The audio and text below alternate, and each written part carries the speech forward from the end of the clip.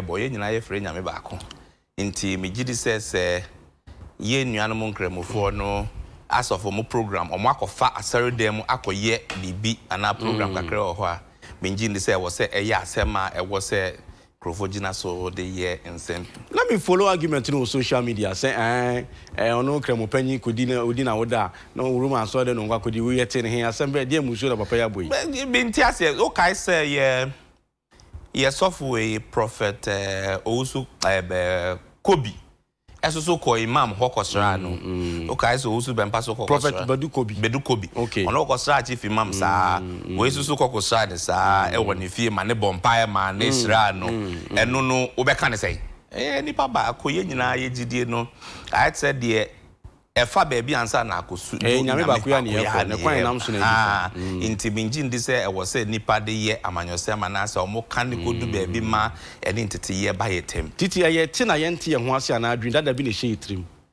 me seti ne nte ye ho ase nya adwin dada bia e wo se obia nya ho se me ene me ka se me ye kristoni a na me kwa sorry a Jesus Christ so na me ye den me fade ko du enyame ho na se wo so we ye kremoni na wo se ala so na obefa de akwa nyina ye gide ba ko masa die we follow argument on social media the be can say until say be so we Muslim ni na wo shia Christoni ba na be so ware no na say Muslim na an convert wo ba no ama Islam dia no say ye nyina ye ba ko but until then dey different sa nkomo no e wo ho sa nkomo no e wo ho but me menji dey say no e was say no ye issue about Christians and Muslims menji dey nkremofo no e was say ye tie ho ase ye nti say Nigerians na ntokwa wo ho bebre no ye Ghana dey menji dey say ye nyina ye tie ho ase nti niama ntochima sa nti menji dey say e was say social media ekoso man e trigger bibia e ho hia mesere say omo e wo social media omo agitate about niama we nyina omunje menka ye nyina ni babako na ye gidi nyina e wo nyankopon nti emfa benye hu hia bibia nipa na efa e de adusoro obia nya baako ono ko ne mpae o so bo mpae nyame corona de tie nti ye be baako ne question na obi busa ya nkofo we brentumi anya no but nkofo so do madwo nche ba say okay na hia kra ne say chief imam di ne birthday no kodi na so dem no a chere say minjin di say o say that say o ko asore dem akọ dini birthday me I think say a whole program all running visiting the Catholic Church was one of the programs out of it what am I say inti going to a church to do something no me who say bibia me kai dia but be sida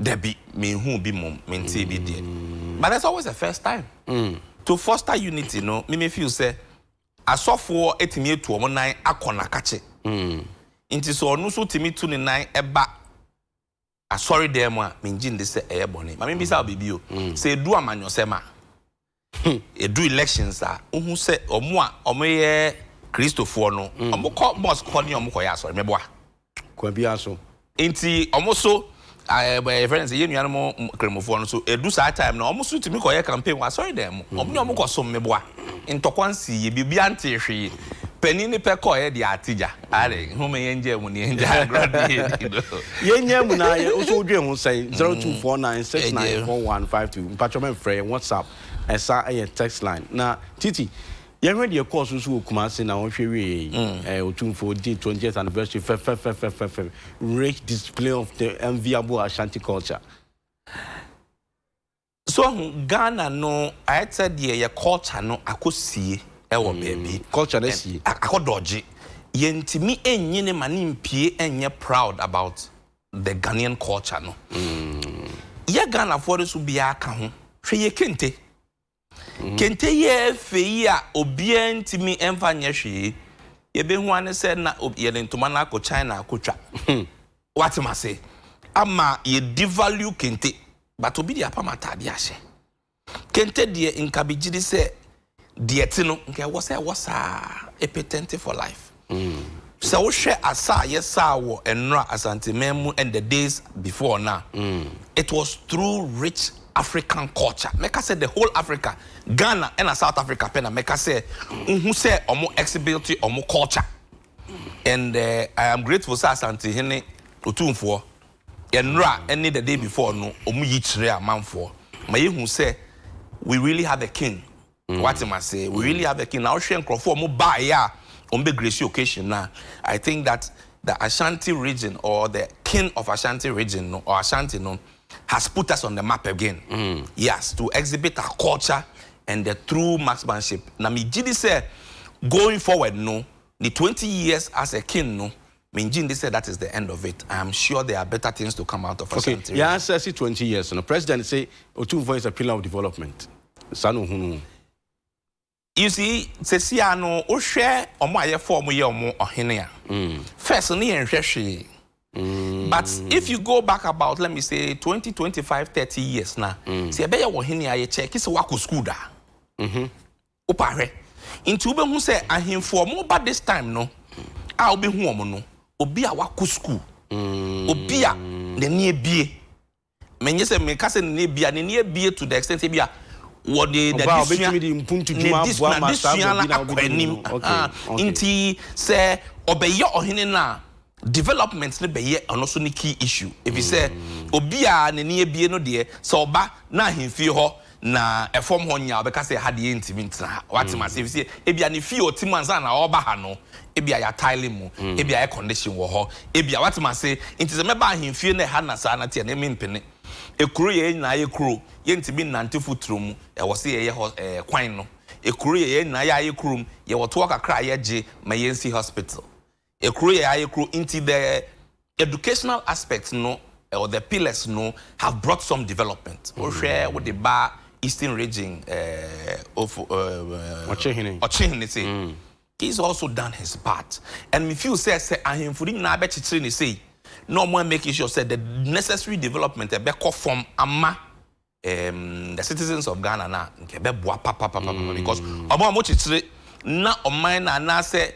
aban no so chichire ne de soso a na ni nyina titi kan ne sana ne esi hu ahemfo no ene ne nsusu abamu ana first ni resume pa but this time Ghana fu mu ade obia bie ne no na no a otimi kasa eye sabi the so called and bie na ba na asesen I will be kasa ni bie I don't want to use the other word no so I better say me ye omo eye disrespect full disrespect of elders tete no untimi enko ba bi po se panimu wo kra untimi nkoye bibisa untimi nyeye panimu but enne akwala timi hwe panimu ani me den eye no what man say sa niamani nyina be musa na no hu se nipa na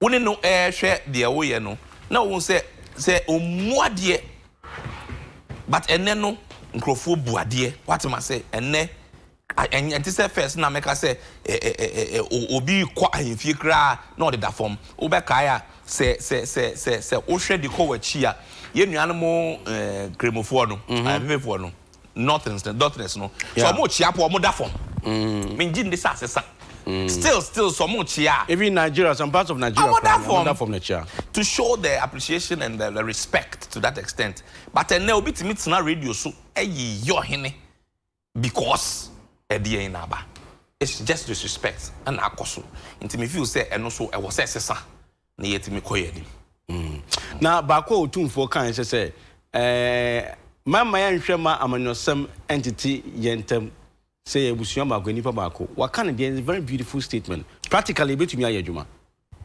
so Ghana amanyosem no the air no say anhwe ne yi a ebeha ye nyina ochena bi enne obi yi ade na oye amana ato no ne side into so kasa obekasa ama ono ane ho nti na se yanhwe ne yi a ebi ene no wo kase o yemfa ade we nsi ha na ebeboa yen but ene ade a edi si he eboa wo nko a interest no but wonni ho a ade no ba be ye problem ama yen nyina nti se wonni abemu na ade no be ye problem a wo ko de obenya no wa eden wonya nti se yen nyina ye be ba ko ne yagye atum se ye ye ade we di aboa oman no na enye a group of people na obi ana say ya begidi say ye hwe yanim ne ye yes ade na ebeboa nyina make I some time ago days a friend is saying national development plan issue by na akoye say me ba make I say me say it should be part of the development plan over some years. Inti na me feel say eno so nke beboa because so kwa brochure ni amasa na obi ntimi nsori nka say obi bibia ennimu kra enye ya to abande abrofu friend electricity and this pressure to move politicians so okay say so you take advantage of it say okay you fan say your commission project be na bia Nana Akufo-Addo on the president on the commission. Then he goes by saying that this plague was so bad and Nana Akufo-Addo so David. We end this if one a chance here. Until so this credit in the mind. But the question we be say see to Obama say we develop our mind on credit no the day. So sad dia no so masa ebetimi ahaye nyina. Se obi wa bem na o start say o si edan no wanwie sika na nye ono ne dia se obi akoka nsem de akyere amanfo na omo ato aba amana megidi se bia hospital na no osi omo mpatam no oba wo so ye den otimi to asoma na wie fi se sika no enye nipa de sika eye aban ne di mu na okoje sa abosia na ode ye de yoye no nti megidi se nko ba de betimi ama impuntu na bana ye fefefe no nko no so baya o ya be wie ejuma we ndisi for na sha se but ya be wie efe so obe kai as ye be ko echi kakra ye papa we a wonya the baby call Professor Mills ye papa kofuo started George Bush Highway you say no oba e no a owie ye no ohun se ade we enye me na me sha ase ade efe me be wie mintimi enkon me kwantimi nkogina ho embia no enye fe intima me mfre nyo sha ase na me fa nya den enko jina na embua no eba ne saa omo di party na echi no enya somarishe mu se ye nyina ye nipa baako entitimu bi eni ho ena omo ko bia no ma ne ye fe but ene so obi hyase na wawia na ye gya to ho na yakọ start foforo obi hyase na wawia na ye gya to ho na yakọ sha foforo ase nti be so bo se ya start CBB no se nkrofo ni abemu a ade ne besi ho saa wanye careful na ye den na tete na pansan ba ho esi garo no me no woto na na yajeje de aye nti me feel say wo say no so fi ya adwene mu aban bi e beba bia no ni ama omo aye nhihye omo aye de ato ho no ye nto aso na asumdwe embra Ghana na impunto ne mbra bi say omo nam fom no at the end of the day omo no mbeko sa hospital no omo no mbeko school no na ya ya tete ye ka mu a ye da air condition mu dada no ye ba be ye de ye pe ne ye ko ya semo mama mai ni Richard Akwaba no so beka Richard ahiagba so kasama ruling MPP Richard mo Akwaba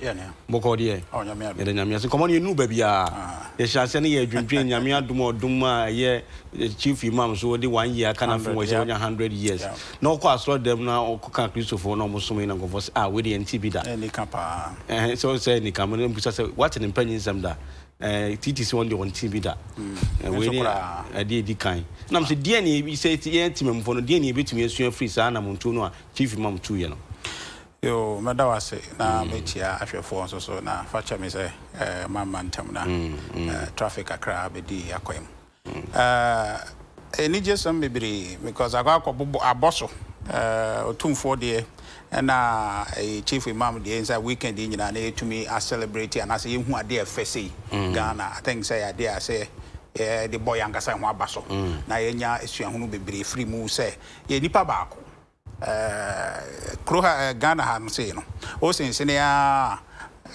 enko wie chire no yenyina ye Ghana fo enti say to me ehunu sa na eba religion oniam weekend year mu Easter year mu call friends I think Sri Lanka say if baby Sri Lanka ai na ye bombo sorry ne ye say ni gina ye religion some year bi na ye kro mu ha Ghana ye ko any Muslims for na ko ye importimu ayete any Muslim for na te any other faith when nyina na ye te fa ko na afi the chief imam na wako celebrate the 100 year anniversary and as a birthday I was sorry I think say idea effect na some me Christiani and as a we Muslim now would me say nyina ye nipa baako na the difference and then say akwa faso na ahwehwe nyame akiri akwan and I demu sonko na me so me dwene say Christiani na won so ye Muslim at the end of the day they nyina ya de kro the tie chia ejina ye pese ye kɔ enimu na say osoro ahemamu anyifa ne ye kɔ ye kɔ no ya de kro no an ye pre na adwenkyere no na da sonko na ye very beautiful occasion na say Ghana fo nyina ye mfa na ye mfa nsua na afoforo amafoforo so betuma ahwe say enuanom Muslim for Ghana ha betumi decide we akyere other Muslims so moko hajj ne dia aka no they should discuss some bibi say because dia probably no ntan hunu na Ghana de nyame adom yen with that kind of peace no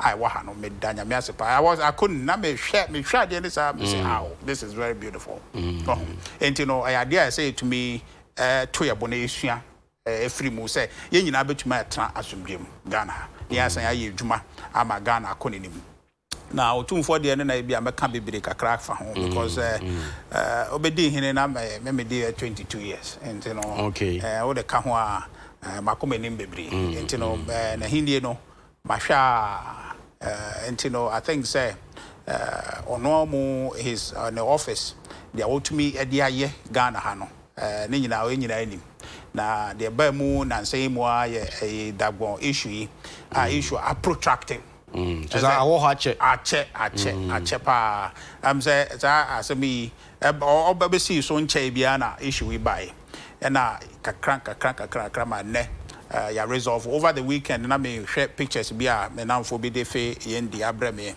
na wo hwɛ ya na osidwe mu a nigie awo ho no am say I say to me bo ye nyina ho abaso na ye da otumfo ase with his leadership nyoma bebre no waye otumfo education fan ya ode abai bebre other chieftaincy domains almost esua eye ade a eboa ema nkan ko ebagana and you know the 20th anniversary dey I think akwa say ye nyina na fire ho na ye nyina na ye nya ho emfaso until I think the managing kwa na futu of the mayen so no ka say ye mfa no so mfa nye adwuma typically no we can politics no asem say emma politics no end divide and as enchiche mu no no ye asemo a say ehwe na ye de adwuma MPP mu de ye de sa na ye de adwuma dada nti ebebo yankasa ho abaso na yasa abo enizofo ho abaso say mo so ayi na wontwa ma obi o wabonten kana wala kama o de bi say efutu pa ya se nkyire nkamfo no o de bi pa say ade ne nim say ye ne sa because on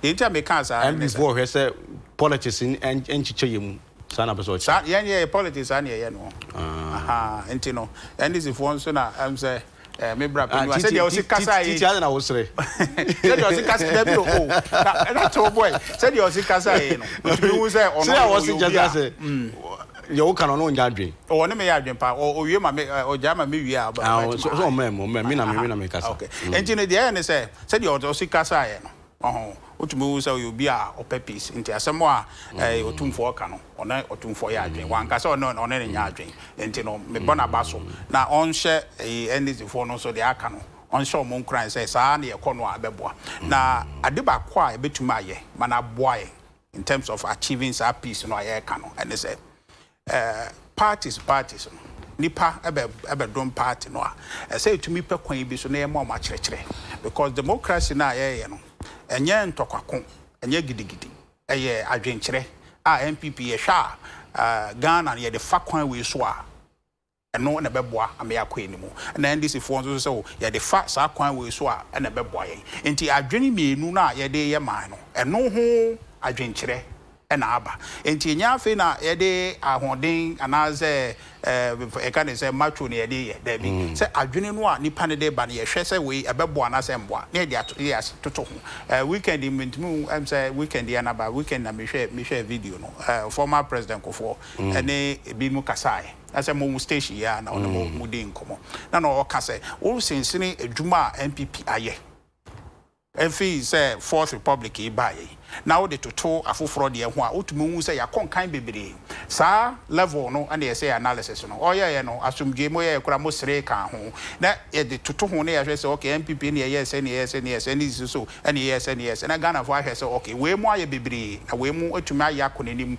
na we mu so entumi nya sa anti de waye bebre no ye nsan fa ma no no nto aso nya mayen sa na say nkomodidie no asiko nti no so otumfo aka ye nyina amfa nya adwuma na party for na ngasa party any aye party da party ano so so no yemfa enye asua hunu say nipa no aba party ne mo no bebre na bia waba because na danfo bi wo mu anasa waba because oye wo no na o party ni mu na ye wo no to yinti no on the oka party no ho aye very emotional e say kire no hu say party no ofapem onyina so aye de ebuman no sa nyina so no na fa hwe ye adwuma enya afi ne ye de ntokwa na ye beye se nipa te ase saa ono wudi nkomo a obekire na adwene na wo he na adwene mu oduru chen wo de do anase okono one ye to abade nkomo a kire so sei ne ye no MPP sei ne ye no na nipa na hu so wo de ya okay eye pa chen de brapeni be ka enti no meto ama MPP I'm so problem na sha say you need proper definition for the word politics. Because say obi in Kanokra, people can say the politics is a very dirty game. No, see there be any dirty name players na they need dirty. For you to be able to practice politics very well, no? And also you'll be a chatro. But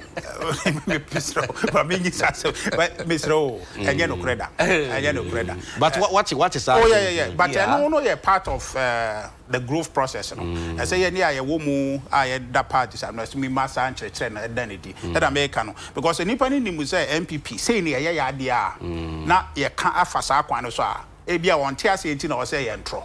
What they say on tiase only say MPP say ne ye ade enti on tiase na ye ne ye party e my san kire no a every day consistently no ye dey adwene e be ka asem na afasa akwa no so amadi party ase but yes me tiase say politics am for ka say but obi a we sua politics e adwuma enti no to dey be na me te say bi ka say politics is dirty anyway na ya na ye me ya because e no na me so my imagine say be ye me sua a me pese be ye ho adwuma the easiest way you can enrich yourself because had it not been politics sabi your uncle pi and community me nyama bi my politics in tie man kontem man ma koso gidigidi man if you want to for lack of better word I mean use way siphon money from the people the only power you can do is say the only way you can do it is say go to politics get the power and then get whatever you want to get only impact anya no crap say e banisa say perception wo ho sa no a na ko say ye ne ene temamofo no Sap, where the Matomo station was a piece of an obi correct to be a cancer,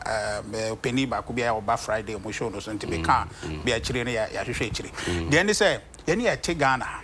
Now, your share must be beside also say perception or horse idea and a failure because as I say, check and balances, and I said to move now, a dear nipebi yet na enyan. Yen sorry in tia. That it because to me noir, yeah, there are many panels on the demand or something. If ye Richard, you bet to me. You bet to me because Titi way Titi madam for. It is a Titi from Kwame. Challenge me contest for be a land at the Kotopon, support to be able to support me. Titi madam for. Me wait me I mean you to me. But I know that cancels everything because for madam for the way be have to support him. The policies in you is my brother. He's one of my own. Where me mate, where madam for be near. You know that kind of thing. I don't need the in sort to abano. I don't say any no. But so him say be as any panwa or no connected with no. Yeah, crebe no more one a quack to abano. But the patcher say apart from my nose so no, I say Ghana for you who say crew in Kwani wo. What I say, and this and koye my yina. Ain't you know, say Bayana, I did be caution yet, Nayan car, and no car and church and I say, ma, younger say, when you do. Based on the advice, you know, say TSC say, I didn't know I conwa and you know, Oka say and found one. Actually, be no baba found, but that baba found I too late. Ain't you know, and you know. Yen story engineer na so ne yenka that part of it no media mobile lead yen ya ka no so be di mochi na ya make sure say we hold politicians accountable because the members oh yes we can do it how and then they say be aban bi banamu say oh yes say na onye say sorry tia say that's unless say baga say yen pese be say be dia betuma ya dey amafo foro so onye say no ma ya ye wo akane betumi dia oh akade ne dey enye tumi aye kura ye kokuru mochi and then ya akade and no I say no betumi punish politician they say okay and I'm say the oba it went man for abortion and adjustment no metu yes na political party be enu ho a opese ye tu no what they say and this says na ye de be adwuma Ghana ha dia politicians no and as any ye politics no e be tia say wo pese wo ye politics now pese wo tra Ghana ha ye dia e say wo de no kure na ye wan fa anya Ghana for empe corruption Ghana for empese and no na Ghana for the be adwuma because me no at some ye kenyina ne fapem ne say Ghana ha e kuro ba ko a ye wo se me nya kwan ekọ obi kuro so na se metumi nya kwan ekọ obi kuro so kura no a ente se Ghana a wote aye wangasa okuro enti no se yetumi ma ni ba ye ho so sa akwan no so na ye bo Ghana ho ban se bia me ye voter se me ka MPP ho ana se me nka MPP ho but me to aba no kure mu se MPP betumi aboa Ghana se dia President Kufuor analysis o ye all the to na ha e dey say tuntum ni fita MPP aye bebre mreka kre aye nya yi aye bebre enti no nipa no to abasa akwan no so abeboa na no na aka say ebetumi edi san komo no na obi ate ne ho ase na fa corruption e di aka no ho so a Ghana fo mo na to me ne ye mo dia nti mo mpe anase mo hwe dia wo di no kre dia wo bo ama Ghana akọ ne nimu na ye nto aba no ma no to me ne dia masa ye mfa ye nya politician de kro mo ye dia ma mo say o mo nso mu enhwe so ma yen but to me nangasa dia ekura Ghana fo a mo de ma say we na e pese de ma no enam adwuma o ye nti enti say pese tu sa anyoma e pese tu sa anyoma na say betuma etu ase Richard now sha say na kan and because politics na am mu achiche Fabi no etumi basa because abasa you're looking at the reality on the ground say ade ekoso ana ebetumi akoso yeah teacher share during election times ne dia aka no na say bia betumi aka me pese me kai obi aya de e call na aya waso say certificate south no so na fo no atiwa ne cherepon dia aka no ade a onti ase say ye nyina pese e kire ya adwene na e ma Ghana ko ne dimu me so me pe MPP won so pe MPP nti ye nyina nkoto abama MPP o de ase say sa na ye kwa akoto ne dia enya ntokwa onya obalot a wa kire dia ope afi dia ye kan ya dia obenya dodo no na ye dia ma no o de ase sa na say be nti dia aka no aye enchekire but eto de bia etumi ba na ebinu ye very emotional akwa say oye na party we en we na afede I how am me and I say me person party we win by all means ye de so mind tesa ante ya na ye no democracy kwan so da ne that o ma aka no na ye bo omo ye to omo fo say omo nsua say de ye no na enyina nko enim but kwan bebre so no the divisions ba enye ade abebo ante aka say enyina be di ho nkomo na ye tu ye ho fo say ade no ye say wo nya ballot na wa kire wa dwene that's it no ya ehu bi and ade ba ko so I say e kan bebre ne say Ghana ha no ehu ama government asesa pen it is a government say enya ade a wo tete no na binim de hye bitimu zende na moma we sesa na ewu na se ehu bi pen but the air person see anti a wo kwosesa na so koto abane ne se me pede beboa Ghana ento abane sa akwan so ikofo timinya sa adwen no okay also we must say this say what the guy Richard is saying is good on paper but practically it doesn't work but because say the abuse of incumbency happened to MPP and it happened to NDC. The moment I walk out, walk back to about who be so fucking biya so just to about general election to consume sukrana in kitibi but sebia mrashe be be film na to about by election e wona it's somebody nyina si and also nyina no say ade a say di ye hwe na edi ho nkomo because the ye say be to about yawa so was wogo omo a wo sam person no so nkwa na nko akokoye I hope say any sir because the general election say only a wo no nkwa na koye omade what they say nti won ni vote wo ho onye party official ya appoint accredit to say ko ho no na wo ko ho a na assembly ko ba wo koye den wo ho and betuma nhye be ye because the aye ya was and no yenkom bebre but senka ye na obi atra ne fie what they say ebinu afi chiri ba ye tena mo fie a nka nsem bebre ansi enti no so ehunu ayenya but they no kwa me bra na ka ne say look I dare not say good on paper adenti mean good in practice I can't say because it sounds good, it looks very good on paper. Practically, because say a committee to be any who are that form. A crew for so my community, when I say be almost sorry, Adekye na mo cause traffic ye cry for money women or big town what you say kwan be so de befa bi kura say wo basa be do a year Freddy say overhead no ho no a I am say traffic e ba piece from hana e kokro mu ni te e do so ni te no wo be duru ho a wo ka no nkwa na wo te ka ni mu a nkwa wo ntimi metwem di wo fa nipa be 4 nti sa nipa 2 na wo de aka ho no omo ka ho nti cars na fi ho nyina be duru overhead ho no so atwe say 100 na buy 50 nkwa na betuma betwem ha e nipa nkakra nti say good o paper so a betumi atranslate amana titi abone nkomo no dos ba che bidi what transfer dream say wo drive ye kwan so bi say yesu be da na de we fifi ni de wo ya dwum ene da di we kaka kwan ho ke we bi si cross so we si twasim ni no no kra na ko no be yi akọ no ya for na e dey want no that's how we live our life nti ye be dey to nya adwene say look ade no be ye ko na nye nti yense sana fe ye mfa kwan foforo so oni adwene ne wo ho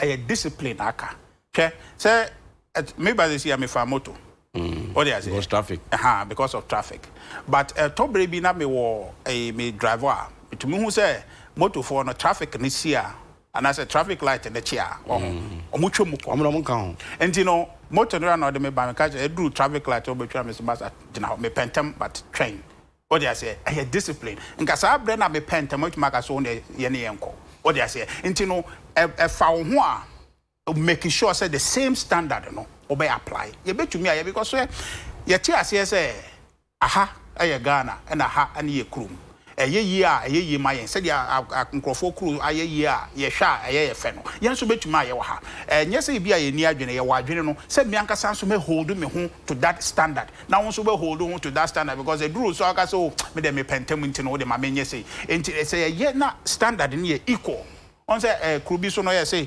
everybody is equal before the law see a hold on say obia ye equal before the law obia be di mra no so obia di mra no so a asumdwe beba that is the issue say ye na vary standard na ma binumu na vary mo binumu and no na dey issues labor na go say the application of the law no uneven na yes anu a ehun say basabasa no ebi obia wo twa kwa mu sa no say ne papa wo etumi chew but yancho obeye ntina eno no na ye issue no but me che say ye kɔ enimu no benya ye ndi ehun nkomo na mo media for no so mo fasa education we bi embra na mo ma ye hunu say enye paper so nko na ye look good say look good o paper so a na ye mfambra practice na emwa na Ghana enko so because aba so mo so National Commission for Civic Education mo so mo djuma no na mo the needed resources no mo nya djuma nko wo say mo share deliberate on the part of the government of the day you say mo na mo so ntimo na say the blame but NDC for so ye bi say Mustafa wo mo chese mo accommodate wo mo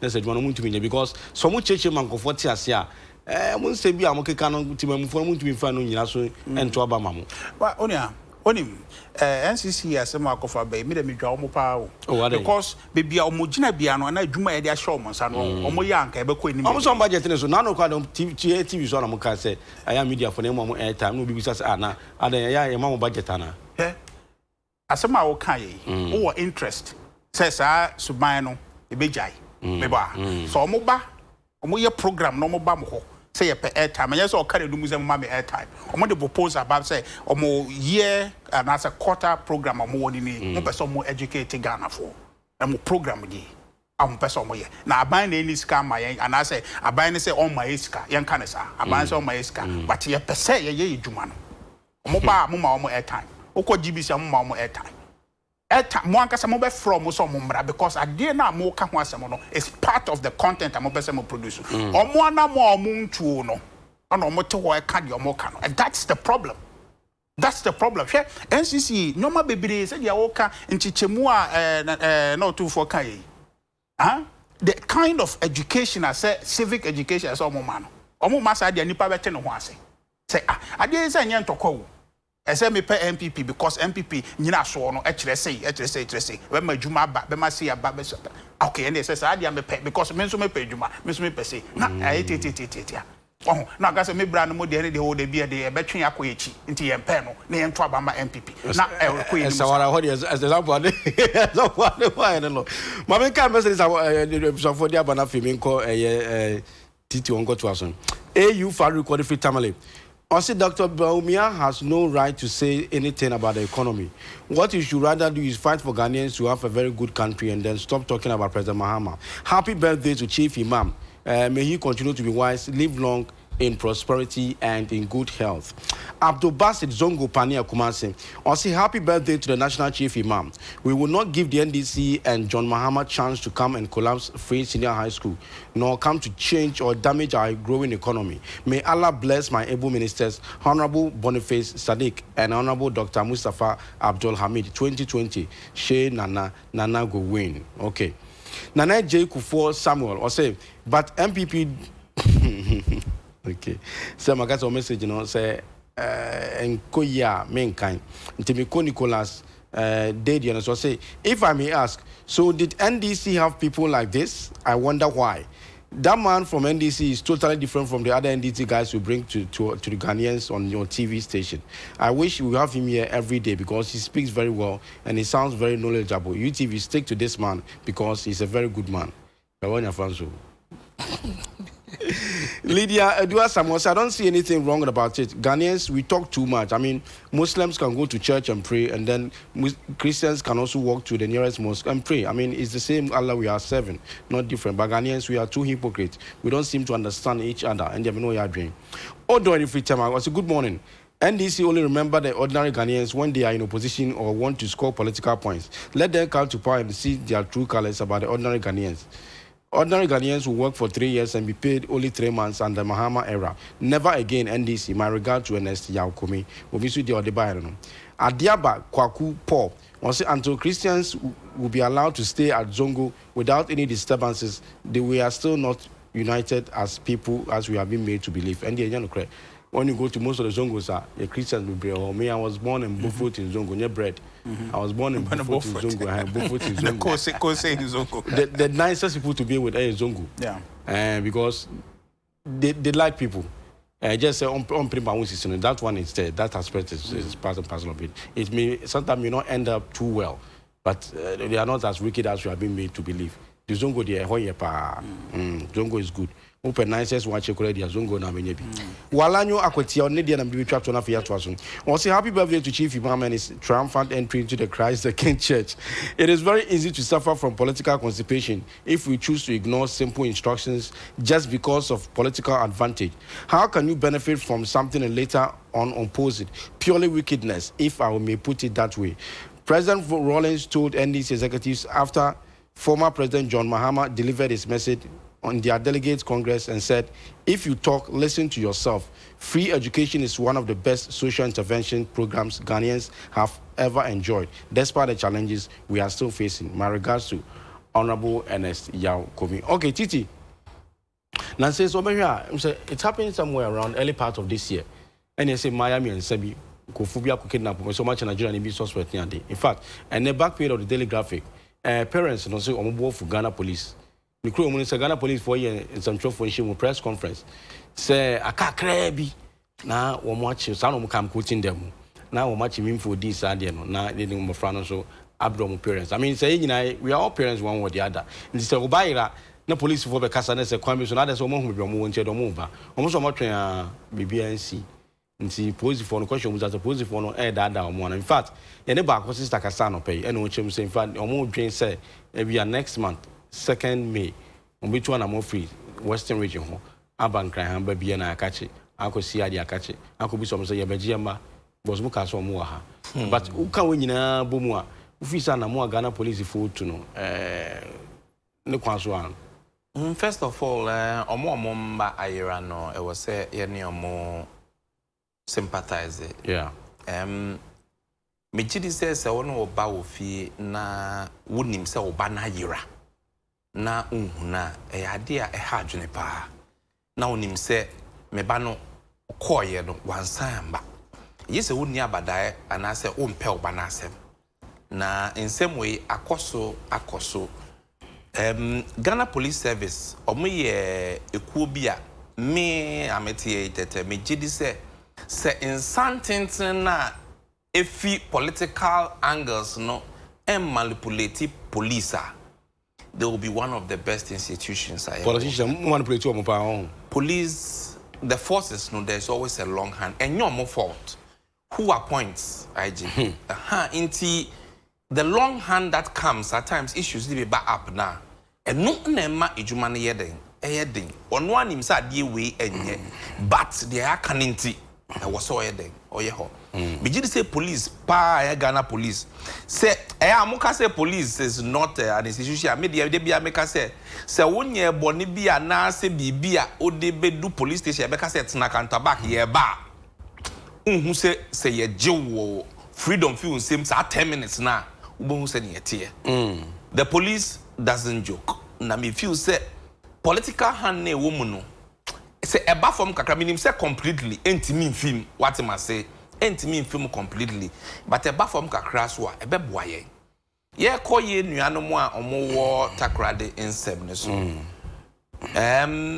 me feel say nka ye maame akosia tiwa no wan boso say ye nim ana kakra e bi du ho a nka menji ndi say ebe ma omo so omo akoma asori say if you say aseme wo ho a akonkon what ma say na police mu ye modwuma na emundu the end menji ndi say nke wo say mobile out bekasa this is not pressure but I thought they should still be quiet on it na ache obi ehun de ekoso they should because say see no hwe time or press conference and now wo say wonnim bebi omwo say wonnim bebi omwo de akofo omobre you understand the me na meti me fear me ba me suma ne kakra na pe bia me de she ka buko school me ba mo ho a me nkubi kofi oni ho bra be ka se betena se no na waka achem ni balayira na waka achem so onim bebia me ba no wo abai ebe ma nkrofo if you say ana say police ne nkrofo na e ba ko ana odwene ho a me feel say me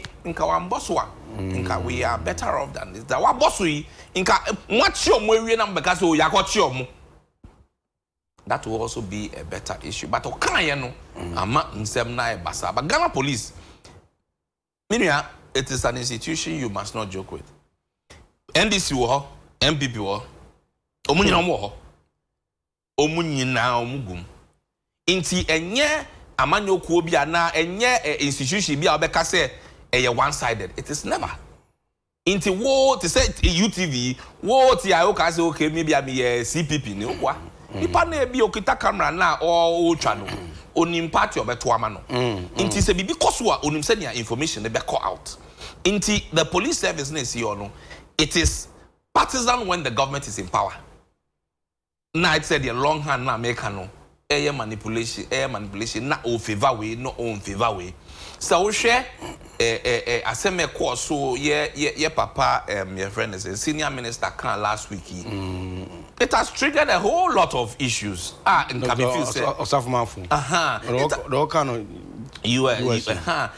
I shall one issue it has triggered a lot of issues that will be bisa questions adie ye twem ewu so that whole meeting to be busa questions say I don't know what China for one want to inform for Ghana mraso should have found because can literally just say China for my sika and you know also urema questions that will be bisa there dosun will be bisa say anye bia oba no de na okeka say there was a sex tape no ampa na ube koso bisa say nanado dankwa de wo ka kire yen say ube kuntia galamse no was it true last 2 weeks or last week obi twa river pra no of us no trap picture on the city share river plano.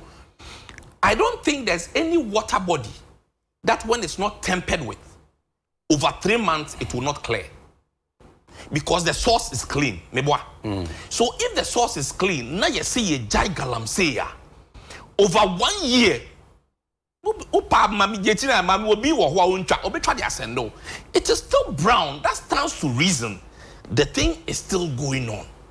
And I will be say, na nyebia ade ye hyase no ye kochichi ya nkrofo bi amoye Ghana for edikotum ye kochichi nkrofo excavator ye ko ye say ene isise ni it's still there. It me feel say nkaye papa osafo mafo no wrong area to go na me feel say wan kan ye me tie goku ba call news file over the weekend we dey betwam me dey twam ye nua ba ye papa goku ba go ka say he must apologize. And we see no news file. He must apologize because a wrong area. Now, me the say takradi girls issue na aba up no. Demonstration is also another option na human rights that nobody can take it from them. But me feel say if the police has done enough work and effort to know where they are, I think this is the time to just get them out. No, I know a police for us one. I mean, so before police will make that statement, so no money because they have some concrete according information. To girls no back kunu and Nekasano pay or feel she made a statement. I mean that statement in United fear say I Ghana the war na unya some na unibia na unyu bia to so so na ahwa ma some na koda. Oh, mean Jin this I am mammy tiwa or ye mammy. To say the American de chassis. Everybody who has a child knows the passion. Into mean Jin this say or no tihono. Unim baby or potia. They have an idea what is going on, but not exact. That is how I see it. They have an idea, say, Omobe wo ebia abeka jansi area muha. But so we say UTV demo hano. And a musupu abeka jansi. That's it. So. So I'm sure they are doing their work in the background. So I believe that it is not intentional. Her statement was not to spite the people. The statement was to let them calm down a little bit. But in between time, or kind of seen no. We better not say I said, I said more. So also baby because I had the bre. So I feel that they must just intensify Juma mo if they really have clues say omo baby. Nanka ye omuna asumdwe embra Ghana. And no the Nkabeka say Ghana Police Service is capable. They are capable. Don't underestimate the Ghana Police Service. They are capable. They are capable. I feel said they should be able to find them. Okay. Mama can message this in Nana Femin call Meminia Richard. So way from mistake inside in Sawoma Dwajiri. Was it for how long will Madam Tiwa continue to deceive Ghanaians on this Takrade kidnapped girls? In fact, the CID boss is either Dodo and maybe a frame. Incompetent or intellectually bankrupt. No. She should come again. Dr. Mahmoud Baumia and his government should stop the long hollow talks and provide infrastructure funds, learning and teaching materials for the free SHS to be sustainable. And yes, Adia, we will boot them out in 2020. Keep it to yourself. 2020, you do the right thing. Also, I like your show so much, but I think, you see, the kidnapped girl case should be taken very seriously. I think the police should do better than what they are doing because we are tired of their promises. And I think it's about time something is done for the parents to also see that, indeed, Ghanaian police, you are a very serious one.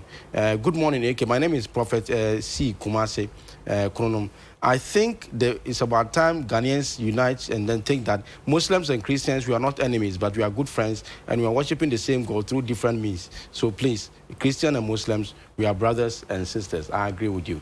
Richard. Takrade girls and Samono. I think say Hayina. Na Hayina, they say Yabe bois.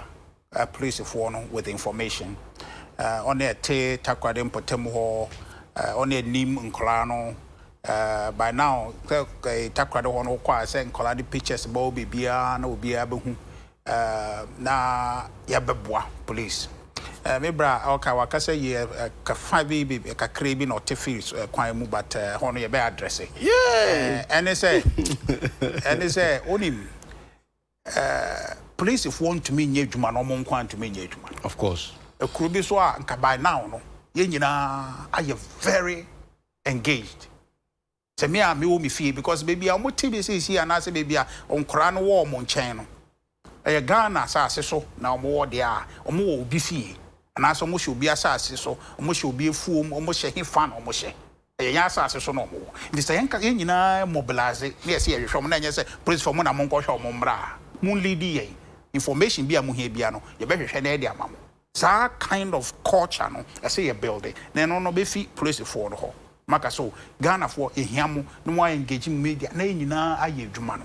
O dey say na police I say police for capable enya so mo so dey adom ye capable ye ba ye wanka ho anso so ye ba ye say the resource wo mo for ho eno na ma mo ye capable koso then there's a need for us say be resource wo mo even more na omutumi aye adwuma no akosi 3 Ghana for bibiri a text yenhwe say police for omododo be ye say na efa to yen Ghana for yen TSA say we are partners with the police say crime be okrum ha no you be fighting na yen support wo omo a water krade omo a wo hefa I don't know say bia maybe omo so omo support wo no zone a omo wo mu a omo hu so omo wo ho no I don't know say water krade impotemu ho ana say omo firi ho ana so omo hefa but omo a wo area ho no police na engage omo they should be vigilant who ade bi na say fanisa no afre because ono adi body sa no on normal oya no ye no nyemo ne ohu ne ya odmu ze papa we de okọ ne nye wo ho nti yenye engage na yemmoa police fo mo so mahunu na so mo wa ha so mo wa ha se mo ba hunu se ha se nkwahwe bra e betumi a strategy as a friend say police adwuma no mo tricks ne tactics bebre wo mu say ehunu bebi o mo we sia na e betumi a se o mo ka I hope say I make a cry okay I say bia o mo ka se be ya bebi omo hye bia no ma se aka nkofo ye hu yen na ano na poso omo ama me pie firi ho ententem so omo pie no bia no makwakọ awakọ bebi a se ehodo a na ya che omo se ma set trap bi o kasa no se o fi den ye firi ho omo hu bebi a ya wo o pie no awakọ trap no te be betuma anyoma bebre nti ye nyina but Richard so o kan say sabi police for nkofo ma me come adi agro because obi baira as Titi was rightly saying until there's anxiety I mean, you said you're very close to their children. Now, the buyer and I say because of strategic reasons, you know, Uber catch him say you are closing in on say Uber chin if I cry yes, I didn't. Meanwhile, we need something from Uber. Unia, say be a Nipano, I said them, said no can say, I'm funny say or share a UTV demo. Now, in the Musa Wabaka, Josh side has he. Say, I'm Pequine Biswa, my name PF demo ha. Maybe I say, I see a Baha by force, I Babahano, not colony Babu Hunu, but to be a Babu Hunimuno, they am penisa. Oh yes, enti wo kan sa so ye hu bebi anipa no wo na ebi ono te ohwe TV no te radio no wate say nkofo ye hu se wo hu ye dia na ha ye wo no so wo hu ye enti ne ye mfiri ha enti wo pie fi ha no na wakwa pie o trap our center enti Richard police for go sa state authority your example how may if something to go by no the governor mun pie o me imagine na me dey say a strategy o mo dey o mo adwuma wo ho because we say police nko okay I get where you coming from I get where we say ono na nko chima say me tuma akọche o man ka o be frɛ me wo ho o mo adwuma no eda o mo so o mo betuma ye no ono ye se o mo ye ekwan mo fa so ye adwuma daada ma o mo nya result aye pe no eno na o mo ye nti yen support o mo no mo ye mate o ma say me nua me ba na saa ba me aye nyina ye very anxious say ehun kra no yen form mbra but ye say ye tie ase say obi na be ye adwuma no na yen so na say support saa nipa no na ye kuhu nkra no na eboa mo nyina mbre fia somdwem nti yen nyina ya sede enye police for nkwa asede yen nyina ya sede say yen sum na yen moa information bi e be obi yen fama information a police for na enye e bia da e bi na ombe so no waka so na yen ko hawo ade na e practical nipa no di akwakote nipa no de nkora na akota na wo kidnap o mo no wanye ne say omo meche no o ye ne say mamo ncheme nti ono so ten ho nti kwan ono fa so wade de ten the police no mo dwene the criminal mindset of nipa no mo ono mo wed na te so sa kakra akwakoche no nti e ade a e ha ye nyina nti yenya abotoyem na en support to say so mu bebia nipa no nkora no wode a omo dom beba na nya ade a o ma dwene mu say ye nkonkɔhwɛ anaso omo toye de adwuma o ma gye atom ho so mbeye Texas ni bi na sense bi obi karo e bi a ya wo na wo di pabu na mutumi kasa asem but nkrofo a ye de omo ato ho say CID boss IGP ni mpenifo da police fo ano say omo mmoa na Ghana asumdwe nsam nkoyie no omo ye nkrofo a omo de omo akoma ene omo life na amma adwuma ne say ye pese ye na ebo Ghana omo ti ase say omo anya obi anye omo lidi ya me ya ye nti no ya na ye kan som na ye nto ye bokakra ye mfa ni die e ma omo na adwuma no omo nto ho saa se omo ye wo ho onya kwanya na wo ben omo na obehu se de ade na esi ha omo se de omo so take adwuma no serious nti ye nyina ye support omo sa kwa no so na ye hunu se me a me send text message no me a me te ha me kan sa se me nso so me wo mafamu dia se me ye e de support na etumi hu sa maya ye form yi because omo bibi omo hye police for na bia no munim ebi omunim but yeni a omotete ye mpotemu omote ha omote na obi abetra Ghana fa de ye pa ho pa Ghana but emra so se ye pa ho nyina no ye fa ye ma eni na ho na oba ye krumu na nyoma bia o ye mfata ye ma amanfo empenifo hu se nipa we dia o ye ense mfata because o se no a ono betuma afa ne bag na okodi krumu I say no, yenya netimunti emphasize the way na emfa support na emfa mpaibo kakra enka ho na nyame adoma nkora ma no praise for me o gidie pa say omo ye dwuma no say emrepa mu no so omo hu omo amode ombebre. Richard Ahiagba Kasama ruling NPP near ten and can be say is that guy a pastor? I'm saying I don't know. Why Richard? Okay, Yemfa last item. Mahama enjoyed Nkrumah's free education, but is fighting Akufado's free SHS. Dr. Mahmoud Baumia, Titi. And some of my same ways to be BBC Mitrima or Kasano. Over the weekend, no Kumasi markets be Asaf market, central market. And I'm surprised say any more headlines. So if you say, oh yeah. Ready for Esika Ashe. Nkrofo abre abua omusika no e de ye adwuma kakra omonsa be kwa amano. Bihwe wo TV no sta me ra ho. If you say, yeah, call by cra, ukuta moto. So ukuta car na moto na ehye. Na na car ni wia, obun say wiase eye going. Na obisi car a odi ko fa niama ana e bia wako free niama no mpo. Eno na medwene ho ana me yema hyeme. Fa ne se wako free niama abegu store mu e wasafo dwam. Na ade ebechi no, yese niama na yeden ahye. Odika into your omo niama hye asafo market o market nyina no ye ni omo be ye be panyame chow se nyame enka omo akoma.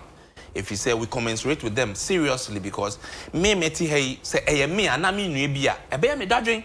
If you so china na pade na obedi e bi obi ne ma se si a ono no why breadwinner nti ye be sra aban so say aban enhwe ho markets are your friend is saying aban dadan see no omonhwe na ye move nkrofo ni ebinkom say kisi aso na kroma e I know the some market in say omo wu dadan de di kan chocho mu di obviously but many amanashi but Kumasi me your can say bi ora say si bantwi was say ohwe kwan a genesis ye no a osusu say nkrofo bi hye I read something say ya chichi nkrofo bi a na no mototo petrol bombs in bottles bibi so once a bomb no ye chichi nkrofo bi a na omo toto petrol bombs say sadia san nkrofo ne de enwo say eje omo if you say omo your nkrofo a omo ahayen papa I don't think they should be left off the hook. I don't think it's an arson case, the two issues no nkrofo bi na omo ayeden omo ahye da say achi omo pa de anka mesre say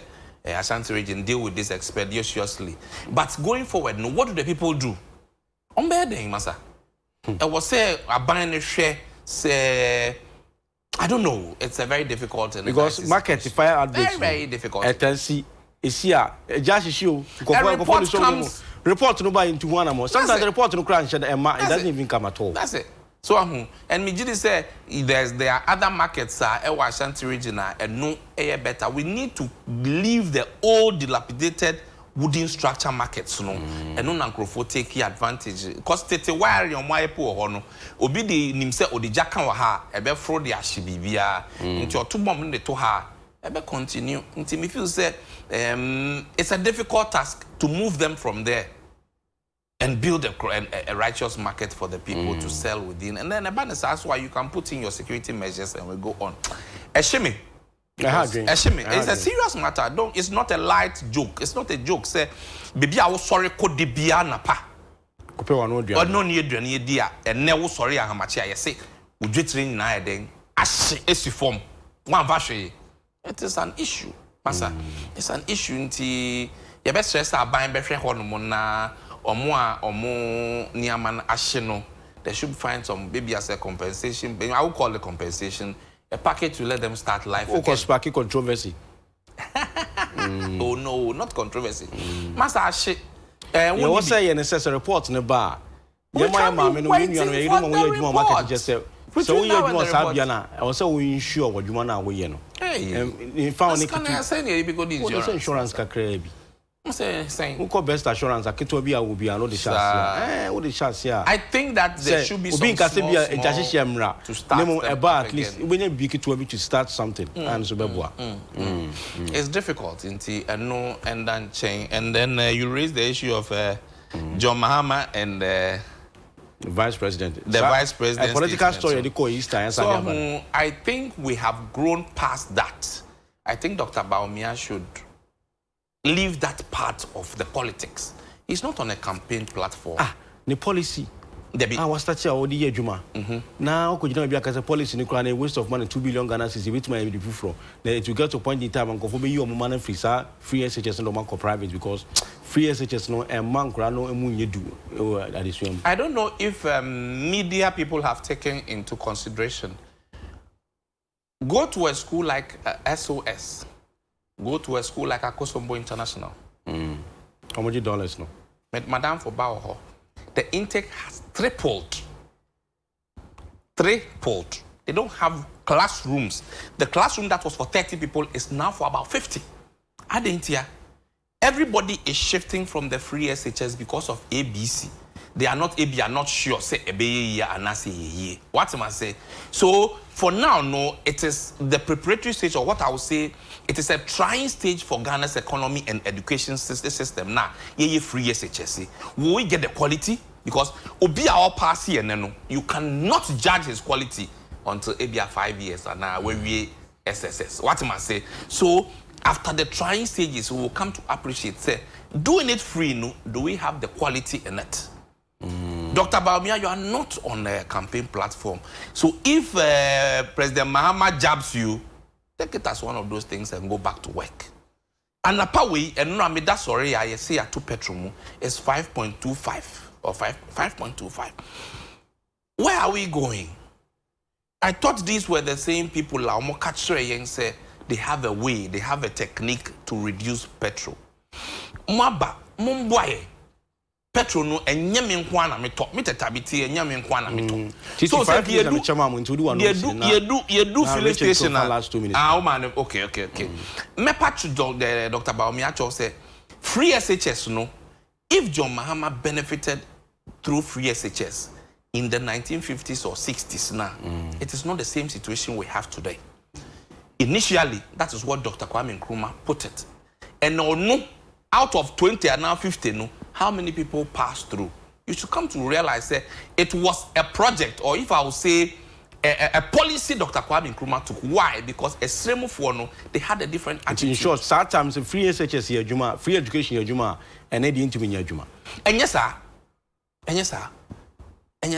You see, it is easier to do a pilot project in a particular area than do it in the whole wide area.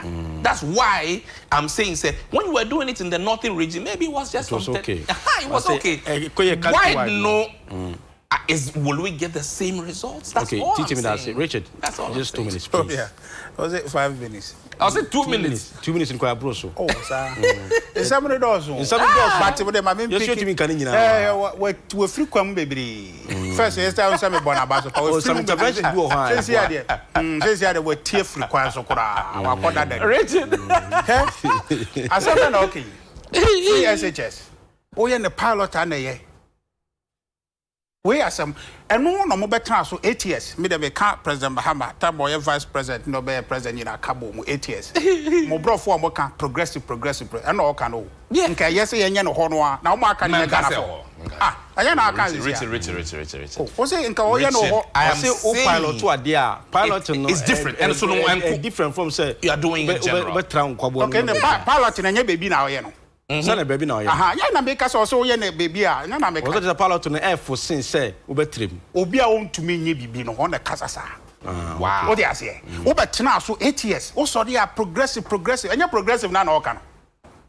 But national health, it was piloted.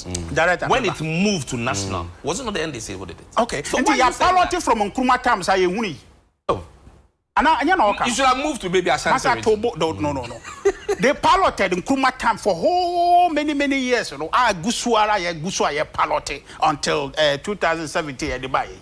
They are piloting Nkrumah Brazos Agos. Yehuni. Nkrufo to me nyehwe. Hwe education ya abai. Senka ba ye na do dan kogu fa do ba MPP ya nyehwe kran education ye ya wo ho. E de Ghana be ko de dim bebe. And kasa aba no aye ka no. E hem say ayade a ye hunu a chilling fast because an investment. What do I say? An investment. I mean, I say, Peace FM, most started up or my service, and then baby, I'm do the two baby, I was starting here. What could you baby? Oh, salvation, be almost nippy. Temu. The me person me catch on the say. You na say ya pon. It's una me ba hwe nka me no we fan ya be politics so me who newspaper bi me cut issues na me ye politics ya me ye politics. Oh, why politics be Debi tunya kwanya politics because Debi me kwanya and of your on my men ka so hwe ene ye me hu that me ye reviews bi me hu say President Mahama emre bi atwa mu also mema sika ba mbotom ono akro yi front page foforo also mentumi fa sika hye mbotom ma menkyerɛ I afraid there be a GDP a car man for Antiase. And as the NDC for say, oh, my anchor GDP. Yeah? And here a Juma ya a Fimunina. And if free be so per capita income.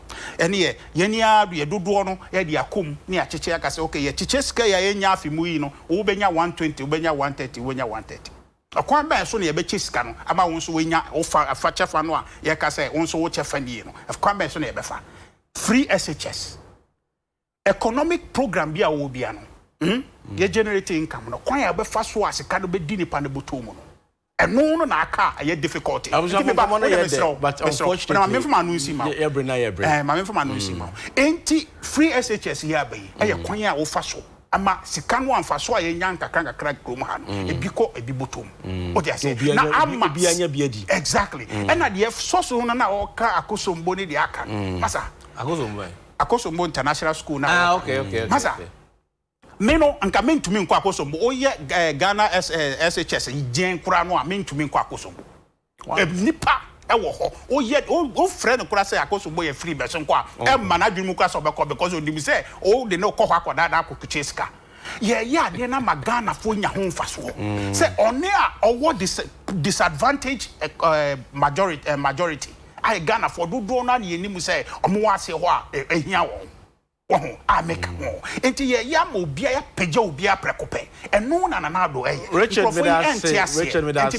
say vice president kasa Apia stadium say ne baba friend Juanita Nyamiye Apia Mahama ne din ye do Juanita Nyamiye Apia Mahama was ordinary to former president John Dramani Mahama and John Dramani Mahama ne nana edi infamiensa oko school of Queen's Bridge School was say I wish her a happy birthday. She's 3 years old.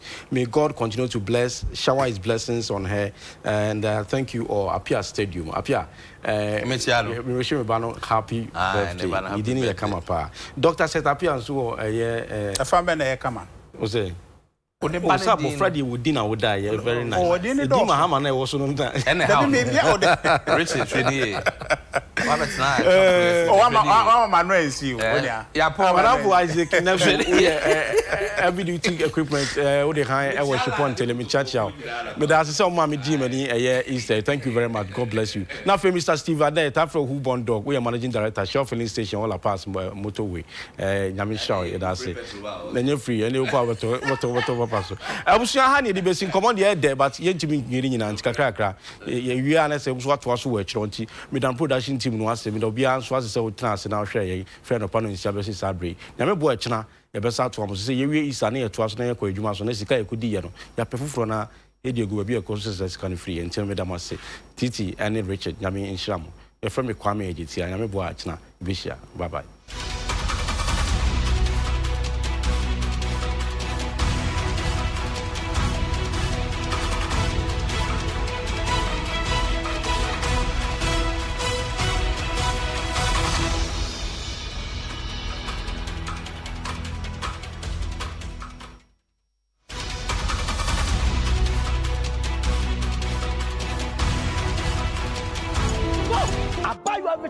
If your bodies I buy it for you. I buy you this way, and I do you so share. Why are you taking my life this way? It's before this way, but why are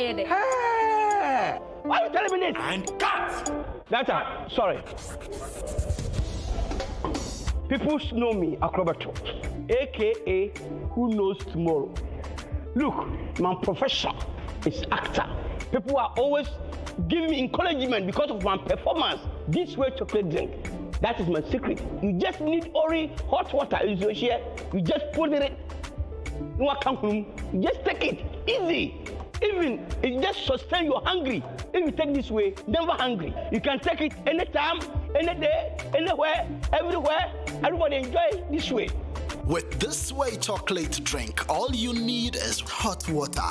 Mix and stir for a creamy look, and you're good to go. I love this way because it tastes so good.